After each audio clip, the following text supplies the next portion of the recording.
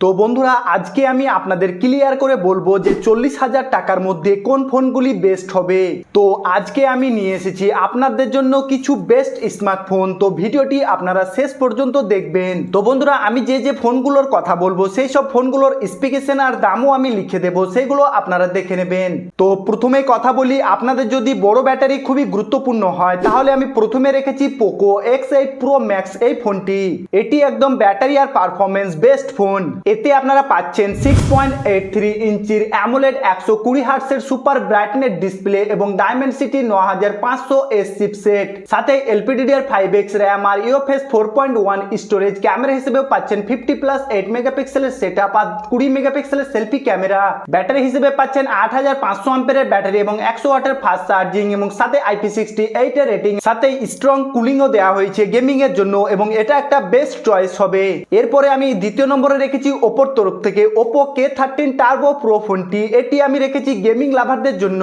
তো আপনি যদি গেম খেলতে ভালোবাসেন তো এই ফোনটি আপনার জন্য বেস্ট হবে। এতে আপনারা পেয়ে যাচ্ছেন অ্যামোলেডের 120 হার্টজের ডিসপ্লে, সাথে স্ন্যাপড্রাগন 8 জেন প্রসেসর এবং LPDDR5X র্যাম আর UFS 4.0 স্টোরেজ। ক্যামেরা খুব একটা ভালো না কিন্তু ঠিকঠাকই আপনারা ফটো তুলতে পারবেন। 50+2 মেগাপিক্সেলের সেটআপ দেওয়া হয়েছে রিয়ার ক্যামেরা আর 16 মেগাপিক্সেলের সেলফি ক্যামেরা, সাথে 7000 অ্যাম্পিয়ারের বড় ব্যাটারি এবং 80 ওয়াটের ফাস্ট চার্জার। এবং স্পেশাল হাইলাইট, এতে আপনারা অ্যাডভান্স কুলিং সিস্টেম ফ্যান পেয়ে যাচ্ছেন, মানে গেমিং এ এই ফোনটি আলাদাই পারফরমেন্স দেবে। এরপরে আমি 3 নম্বরে রেখেছি ক্যামেরা লাভারদের জন্য Vivo T4 Ultra 5G। এই ফোনটি একটু পুরনো হলে ভাই এই ফোনটিতে আপনারা পেয়ে যাচ্ছেন 120 হার্টজের অ্যামোলেড ডিসপ্লে, সাথে ডায়মেনসিটি 9300+ পাওয়ারফুল চিপসেট এবং LPDDR5 র্যাম আর UFS 3.1 স্টোরেজ। আর ক্যামেরা হিসেবে পাচ্ছেন 50 মেগাপিক্সেলের মেন ক্যামেরা আর 50 মেগাপিক্সেলের পেরিস্কোপ আর 8 মেগাপিক্সেলের আলট্রা ওয়াইড, সাথে 32 মেগাপিক্সেলের সেলফি ক্যামেরাও দেওয়া হয়েছে। আর ব্যাটারি হিসেবে পাচ্ছেন 5500 অ্যাম্পিয়ারের ব্যাটারি এবং 90 ওয়াটের ফাস্ট চার্জার। এই বাজেটে কিন্তু পেরিস্কোপ লেন্স একটা ভালো অপশন। এই ফোনটি আপনারা যদি ক্যামেরা লাভার হন তো দেখতে পারেন।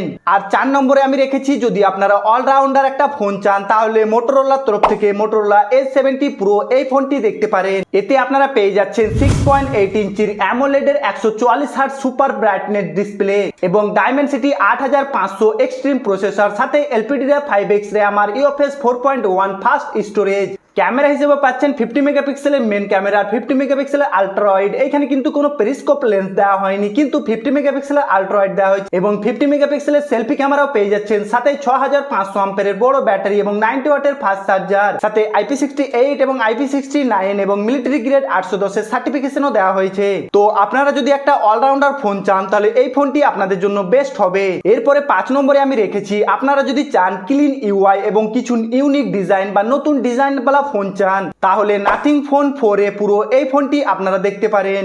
এতে আপনারা পেয়ে যাচ্ছেন 144 হার্টজের রিফ্রেশ রেটের অ্যামোলেড ডিসপ্লে এবং স্ন্যাপড্রাগন 7 Gen 4 প্রসেসর, সাথে LPDDR5X র্যাম এবং UFS 3.1 স্টোরেজ। ক্যামেরা হিসেবে পাচ্ছেন 50 মেগাপিক্সেলের মেন ক্যামেরা আর 50 মেগাপিক্সেলের পেরিস্কোপ আর 8 মেগাপিক্সেলের সেলফি ক্যামেরা, সাথে 32 মেগাপিক্সেলের সেলফি ক্যামেরাও পেয়ে যাচ্ছেন এবং 5000 অ্যাম্পিয়ারের ব্যাটারি এবং 50 ওয়াটের ফাস্ট চার্জিং। কিন্তু ভাই বক্সে কোনো চার্জার পাবেন না, আলাদা করে আপনাকে চার্জার কিনতে হবে।